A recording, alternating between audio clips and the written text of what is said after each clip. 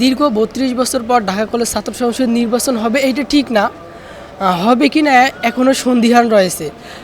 বিশেষ করে ডাকসু এবং জাকসু নির্বাচনের পর বাংলাদেশে একটা ছাত্র সংসদ যে রাজনীতি হবে, ছাত্র সংসদ নিয়ে ছাত্র সংসদ রাজনীতি হবে, এটা নিয়ে ছাত্ররা অনেক উৎফুল্ল এবং আবেগের জায়গায় তৈরি হয়েছে। এখান থেকে বিশেষ করে যদি ঢাকা কেন্দ্রিক রাজনীতির কথা বলি, ঢাকা ইউনিভার্সিটির পর ঢাকা কলেজ একটা হচ্ছে রাজনীতির আতুরঘর। এখানে যদি ছাত্র সংসদ তৈরি হয় বা নির্বাচন হয়, তাহলে এখান থেকে একটা স্বচ্ছ রাজনীতি চর্চার মাধ্যম তৈরি হবে।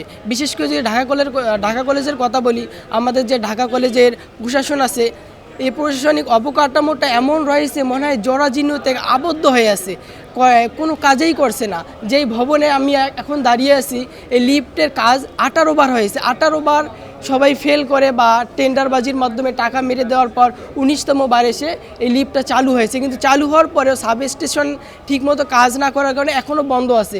যদি আমি একজন আবাসিক শিক্ষার্থী হিসেবে বলতে চাই, আমার হলে প্রায় গত 1.5 মাস আগে আমাদের হল প্রবেশ চলে গিয়েছে, নতুন একজন হল প্রবেশকে নিয়োগ দেওয়া হয়েছে, কিন্তু তিনি এখনও হলের মধ্যে অবস্থান করেনি।